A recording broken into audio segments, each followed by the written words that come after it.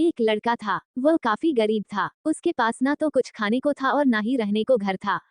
वह अपने दोस्त के घर रहा करता था। उसने एक छोटी सी कंपनी में पेंटिंग का काम करना शुरू कर दिया।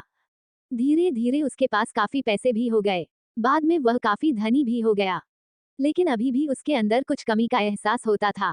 जब वह छोटा था तभी उसके माता पिता इस दुनिया से चले गए थे। उसने कभी प्रेम को नहीं जाना था। एक दिन जब वह अपने किसी काम से बाहर गया था तो उसे एक लड़की दिखी जो कि काफी अच्छी और खूबसूरत थी। उसको देखते ही इस लड़की को उस लड़के से प्रेम हो गया। वह काफी देर तक उस लड़के को देखती रही। कुछ देर बाद वह लड़की वहां से चली गई।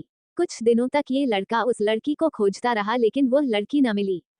लेकिन नियति ने उस लड़की से इस लड़की को मिला दिया। वह लड़की इस लड़के के घर काम की तलाश में आई थी। लड़के ने लड़की को तुरंत घर के काम के लिए रख लिया। जब वह लड़की इस लड़के इस मिलने आई थी तो उस समय इस लड़के ने कुछ शब्द भी साफ से नहीं बोल पा रहा था, जिससे लड़की को लगा कि यह लड़का गूंगा है। लड़का भी जान गया था कि यह लड़की हमें गूंगा समझती है। इसके साथ ही साथ ये लड़की समझ गई थी कि यह लड़का इस घर का नौकर है ना कि मालिक है।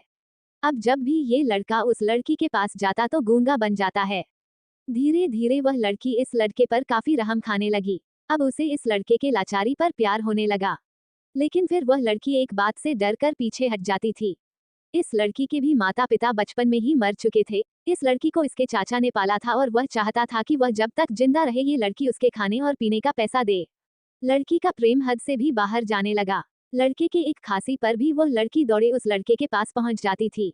अब लड़का भी समझ गया कि इस लड़की को मुझसे प्रेम हो गया है। लड़का भी बहुत ज्यादा उस लड़की से प्रेम करता था। उसने पहले लड़की के बारे में सब कुछ पता किया। जब उसे सब पता चल गया तो वह बहुत रोने लगा क्योंकि उसने गूंगे होने का झूठ बोला था। अब वह दिनों रात रोने लगा। लड़की अपने सैलरी में से लड़के की इलाज करवाने को कहती थी। एक दिन सुबह ही उस लड़की को पता चला कि वह लड़का हॉस्पिटल में भर्ती है। वह दौड़ते हुए जब हॉस्पिटल में पहुंची तो उसने देखा कि लड़का बेड पर बेहोश पड़ा है। उसके आसपास काफी मशीन लगी हुई थी। जब लड़की डॉक्टर के पास पहुंची तो वहां पर डॉक्टर ने उसे बताया कि लड़का अब बोल नहीं सकता है, उसने अपनी जीभ को कटाने की कोशिश की है। इसके साथ ही उस डॉक्टर ने उस लड़की को एक पत्र दिया। उस पत्र में लिखा था, मैं एक काफी धनी लड़का हूँ, जिस घर में तुम काम करती हो उस घर की मालिक मैं ही हूँ।